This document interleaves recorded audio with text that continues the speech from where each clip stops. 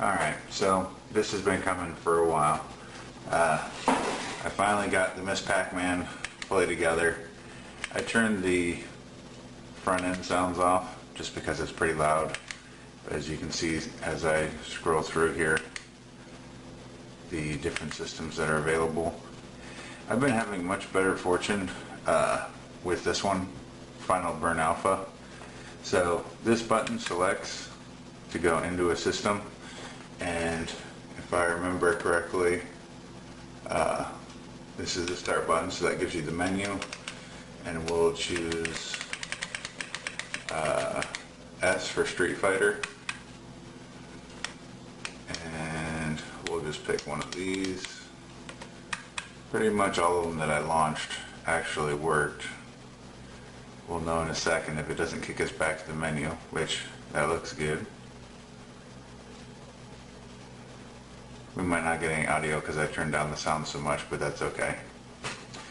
So once you're in here, the start button is actually credits, and the top one begins. Now, from what I saw, I think we only have a light punch and a medium punch and a light kick and a medium kick, which you can change in the RetroArch configuration. I'll probably figure out how to do that. Yeah, so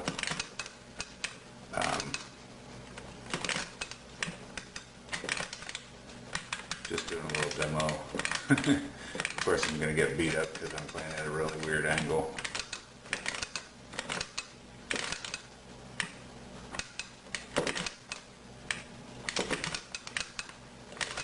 Incredibly weird angle. I'm like below it, and oh, I might still win though. Hey, look at that. Still beat him. So to get out, you press both of these buttons together, and that will return you to the main screen. This middle button is back. And I still need to put the Master System games on there. Somehow I forgot those, but Game Boy, there's a whole bunch. Same thing with Nintendo. Let's just do a Nintendo one. I don't even know what to do either. How about Adventure Island? I'm going to make another video to show you how to do the scraper on PC, because the scraper on PC is way faster than trying to do it here. So again, this changes it to the select, and now that's your start button. And if I'm correct, these bottom two will be oh, he doesn't have a shot or anything yet, so let's get him some yep, so you got jump and shoot, jump, shoot.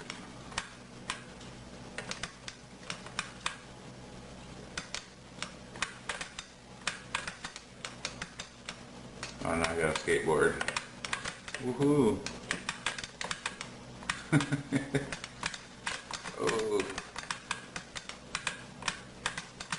Oh, there you go. Alright.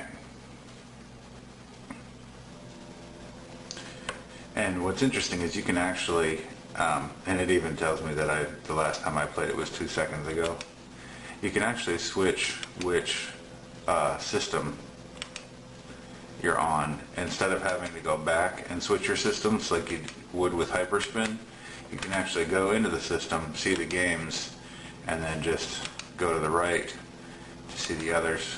I'll do another video that goes along with this one that shows you scraping the artwork. You can see like this, the Final Burn Alpha doesn't have any artwork or descriptions, and because I'm not connected to the internet, scraping it on here is not going to work very well. But let me see if I can zoom out a little bit. No, sorry, can't zoom out, but there will be more. Alright, so hopefully all goes well here. We're going to be doing a little bit of a tutorial on how to get your games onto your miniature arcade machine, the one that has the Raspberry Pi inside of it. Now, whenever you download like a ROM pack, they're typically still going to be in zip files, which is not what the Pi wants them to be in. Actually, these are actually 7 zip files, but it's okay. So we can just highlight everything, right click, extract files, and this is the particular file I want to extract them to. So I just pasted this up here, and it should extract all of them into that particular folder. So now you see how it says 32x file instead of WinRAR file. You can go to properties and see that it's a .32x file, which is most likely what this expects. See how it's looking for a .32x file. So now that we have the ROM in the right format, actually, if you notice too, it even gives you a link on where to get some of this stuff. So I then take these two files, this one called scraper and this batch file called single scrape, and I copy that and put it in here, and hopefully this will work the way that it's supposed to. When I open this batch file, okay, good, it's working. It'll say hash failed if it doesn't recognize the name. Now what it's doing is it's going to the games database and looking for matching information, which so far it's finding, because it's not saying any sort of failure.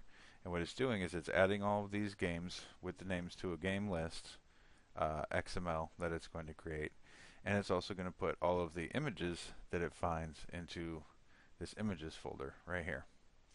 Okay, so now you see you now have this games list file, which is games list XML actually, and it gives you some information, because see how it says game ID and stuff. That's the ID from the games database, and then it gives you this description. This is actually what will appear underneath the small icon. It's kind of hard to explain, but you'll see the big difference if you don't have it. And then the image, it says that it's going to be in the images folder with that name. So we can close this, and if we take a peek in this images folder, we now see all the box art. Now these are going to be tiny little icons on the Pi. So then we go to the network.